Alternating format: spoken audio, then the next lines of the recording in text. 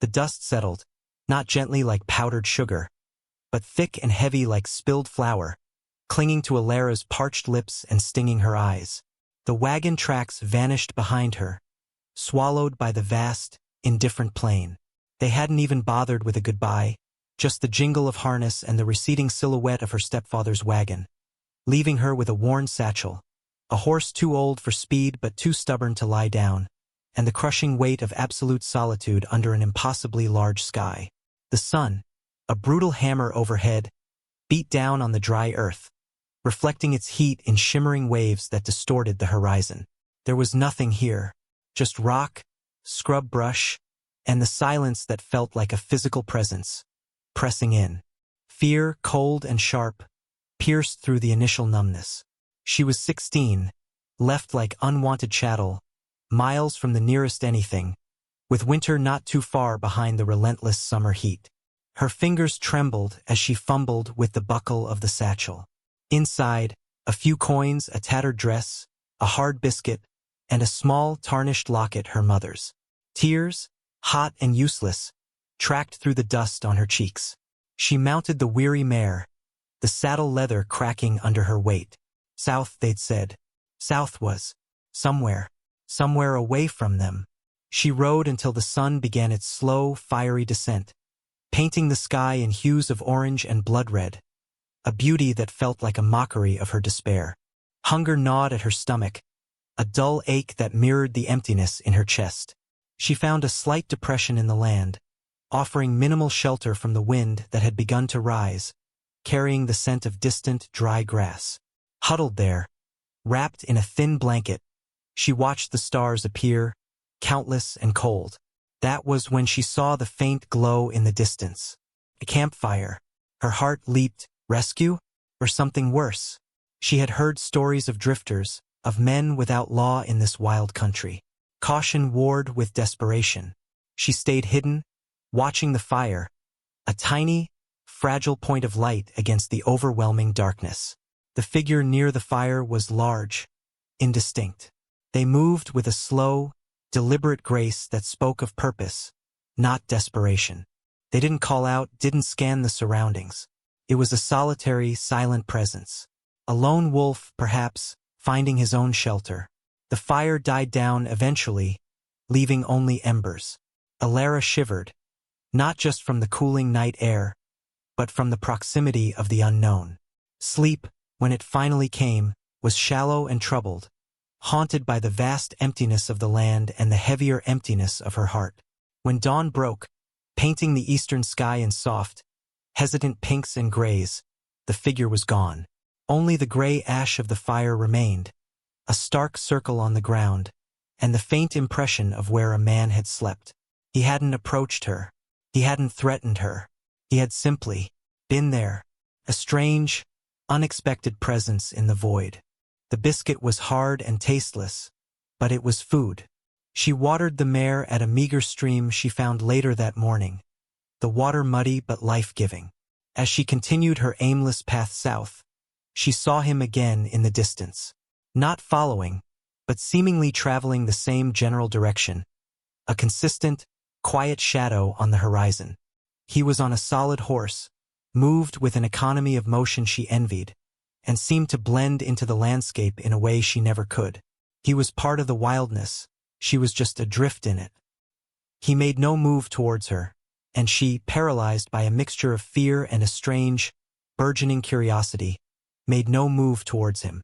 The second night, she saw his fire again, slightly closer this time, or perhaps she had inadvertently drawn nearer. Again, he was a solitary figure, a silhouette against the flames. She watched him, trying to decipher his intentions from his stillness. He wasn't a threat, not actively. But what was he? A trapper? Prospector? Or just another soul seeking to disappear in the wilderness? Her thoughts were a chaotic storm of anxiety and dwindling hope. She needed help. She needed direction. But approaching the silent man felt like stepping off a cliff into uncertainty. Still, the sheer, relentless isolation was becoming unbearable. The land was vast, beautiful in its brutal way, but it offered no comfort, only challenges. Every rustle of leaves, Every cry of a hawk felt like a judgment on her helplessness. She watched his camp again as the fire burned down, the embers pulsing like a slow heartbeat in the darkness. He was still there in the morning, a shape in the pre-dawn light, saddling his horse. He didn't look towards her hiding place. He simply mounted and rode south, leaving his cold fire behind. He rode with a quiet competence that both intimidated and fascinated her. Alara kept her distance, a respectful, fearful space between them. But each day, she found herself subtly adjusting her path to keep him within sight, a silent anchor in the overwhelming sea of the plains. He didn't talk to himself or sing. He didn't make unnecessary movements.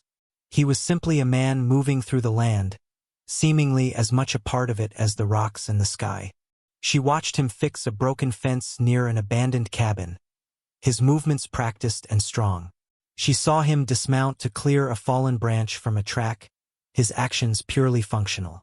He was a man who did what needed doing, without fanfare or expectation of reward. Her initial fear began to chip away, replaced by a cautious observation. He wasn't menacing. He was deliberate, focused. One evening, driven by thirst, she risked approaching a small waterhole she saw him near earlier. He was gone, but beside the water source, almost hidden under a rock ledge, was a small, carefully built fire pit and a pile of dry kindling. It wasn't much, but it was a sign of foresight, of care taken even in solitude. He hadn't needed it, perhaps, or had moved on. But it was there. A small, unspoken gesture in the vast indifference. The next day, her mare stumbled, limping. Panic seized her. She was alone, her only transport injured. Despair washed over her again, heavy and suffocating. She dismounted, her hands shaking as she examined the mare's leg. It wasn't broken, but a deep cut bled sluggishly. She had no way to clean or bind it properly.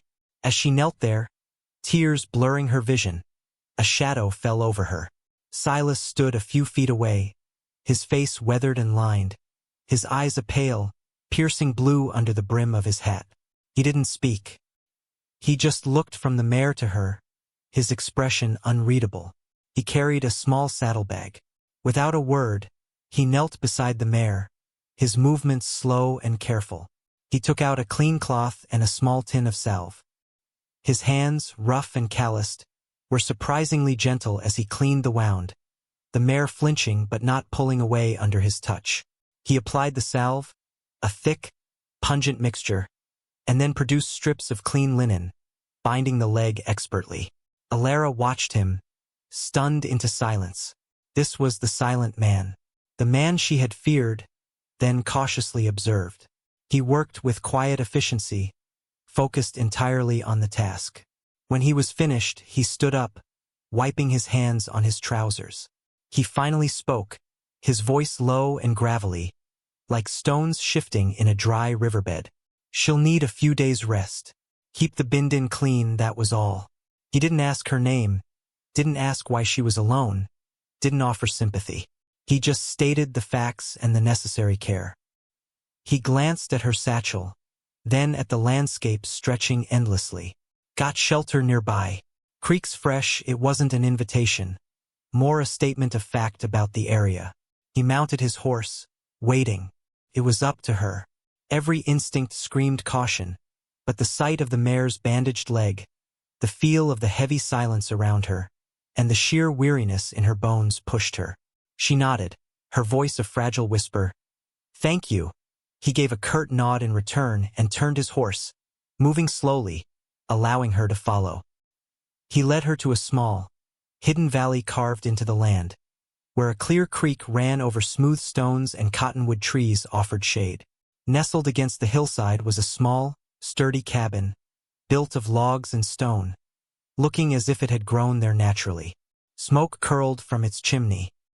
He dismounted, unsaddled his horse, and led him towards a small corral. He didn't invite her inside, didn't explicitly offer shelter. He simply existed in the space, leaving the choice to her. She unsaddled the mare near the corral, grateful for the shade and water. She watched him go inside the cabin. Hesitantly, She approached the door. It was open a crack. The scent of wood smoke and something cooking, simple but warm, drifted out. This was her chance. To stay outside, alone, or to risk the unknown safety within. The mare limped towards the creek, seeming to have already made her decision. Taking a deep breath, Alara stepped across the threshold. Inside, the cabin was Spartan but meticulously clean. A rough-hewn table and chair, a narrow cot covered with a worn blanket, a small stone hearth where a pot simmered. The walls were lined with shelves holding simple provisions, tools, and a few worn books. Silas was stirring the pot, his back to her.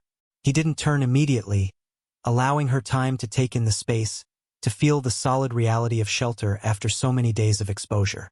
The air inside was warm, dry, and held the comforting smell of food.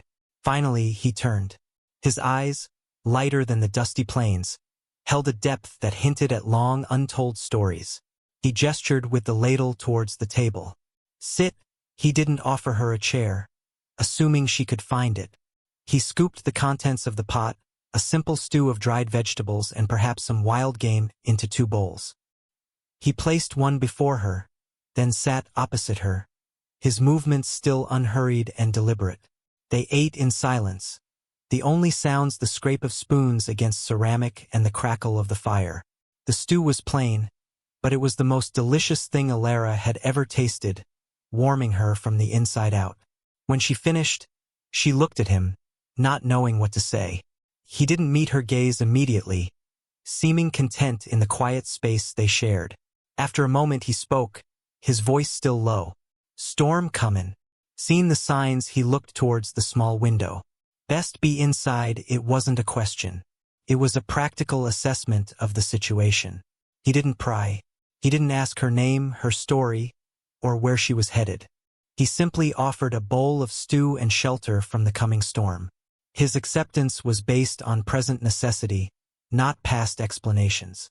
Over the next few days, as the storm raged outside, trapping them within the small cabin, a fragile truce settled between them. He worked on mending gear, reading his books by the light of a small lantern. Alara tended the mare's leg, explored the cabin with quiet curiosity, and watched him. She saw the calluses on his hands, the careful way he handled his tools, the focused intensity in his eyes when he read.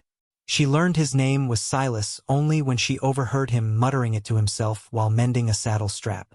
She, in turn, offered her name Alara one afternoon when he pointed out a specific type of bird nesting near the creek. He nodded, accepting the information without comment, but the shared exchange, small as it was, felt significant.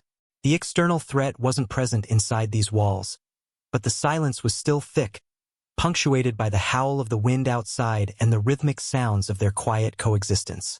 He didn't push her to talk, and she, still guarded, wasn't ready to unpack the pain of her abandonment.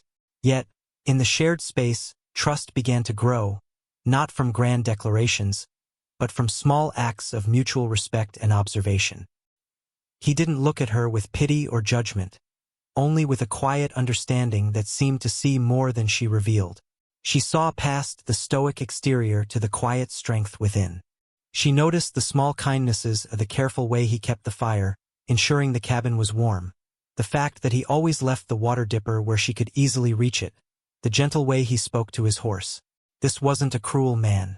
This was a solitary one, perhaps by choice or circumstance, but not unkind. The storm outside became a mirror of the turmoil she had carried within, slowly beginning to calm under the unexpected shelter of his presence. She began to help with small tasks, gathering kindling, washing the few dishes. He accepted her help without fuss, treating her not as a burden, but as a competent, albeit young, individual. Her vulnerability wasn't exploited. It was simply acknowledged, and a space was created for her resilience to reassert itself. The fear that had been her constant companion began to recede, replaced by a tentative sense of security and a quiet determination. She wasn't a helpless child abandoned, but a survivor who had found a temporary haven, and perhaps something more enduring in the silent strength of the man who shared it. The storm broke, leaving the land washed clean but stark. Outside the cabin, the world felt different. The air was crisp, the sky a brilliant, piercing blue. Alara's mare was healing, the limp less pronounced each day. Their quiet routine resumed, days spent tending to small tasks, exploring the valley, and nights by the fire, reading or simply existing in comfortable silence. Alara learned to mend her own clothes, to track small game, to recognize the subtle shifts in the weather by watching the clouds and listening to the wind. Silas taught her without explicitly teaching, his actions serving as lessons. He pointed out edible plants, demonstrated how to set a snare, showed her the best way to cross the rocky creek bed. He spoke little, but his observations were sharp and his knowledge of the land profound. One afternoon, while they were near the edge of the valley, a rider appeared on the ridge, a rough-looking man on a powerful horse, scanning the area with narrow eyes. Alara tensed, instinctively moving closer to Silas. Silas's body went still, a coiled spring. He didn't draw a weapon, but his hand hovered near the knife at his belt. The rider spotted them. He rode down the slope, his expression hard, a cruel smile playing on his lips. "Well now," the man sneered, pulling his horse to a stop a few yards away. "Didn't expect to find company out here. Especially not." He let his gaze linger on Alara, his eyes dismissive and predatory. "A stray little thing." Silas stepped slightly in front of Alara, his posture protective. His voice was low, calm, but held an unyielding edge. "This is my claim. You're trespassing." The rider laughed, a harsh, grating sound. "Your claim? Nobody claims this dust. Just passing through. Looking for something that wandered off. Maybe someone." He gestured vaguely towards Alara with his chin. The implication was clear, vile. A wave of cold fear washed over Alara, but beneath it, a spark of defiant anger ignited. She wasn't a stray. She wasn't something to be taken. Silas didn't raise his voice, but his stillness was more threatening than any shout. "She's with me. Keep riding." The air crackled with tension. The rider weighed the situation, his eyes flicking between Silas and Alara. Silas might be alone, but he radiated a quiet capability that gave the rider pause. The man hesitated, then spat on the ground.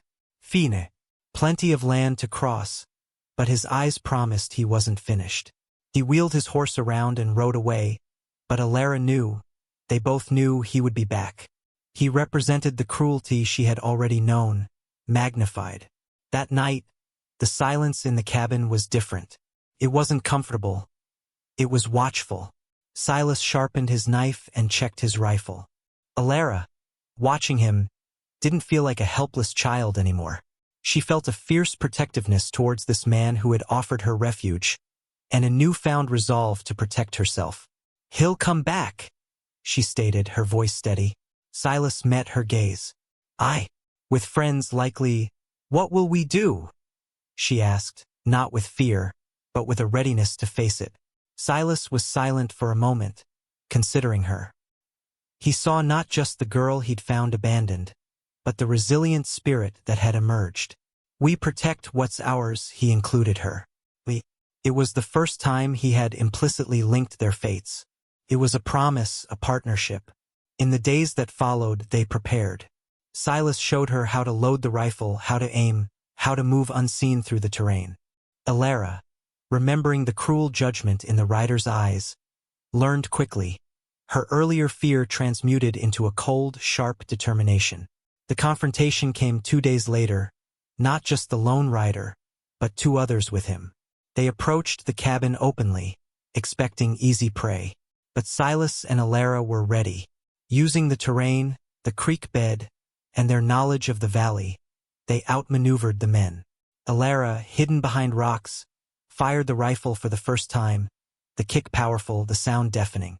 She didn't hit anyone, but the unexpected fire from a direction they didn't anticipate, coupled with Silas's calm, accurate shots, threw the attackers into disarray. They weren't expecting resistance, let alone coordinated resistance involving the stray little thing. One man went down, wounded. The other 2, seeing their plan fail and facing unexpected competence, retreated, dragging their injured companion. They wouldn't be back. The adrenaline drained away, leaving Alara shaking, but not from fear, from power. She had faced the threat, and she had not been helpless. Silas found her, his expression one of quiet pride. "You did good," he didn't say, "for a girl, or for someone like you, just, you did good." It was everything. Standing there, rifle still clutched in her hand, the scent of gunpowder in the air, Alara felt a profound shift within her.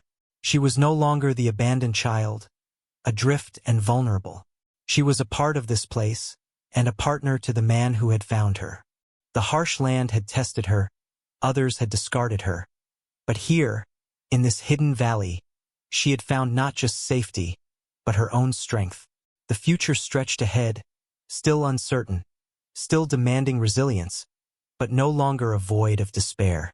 It was a path they would walk together, the silent man and the brave heart he had sheltered, their fates intertwined by hardship and the quiet, enduring power of chosen connection.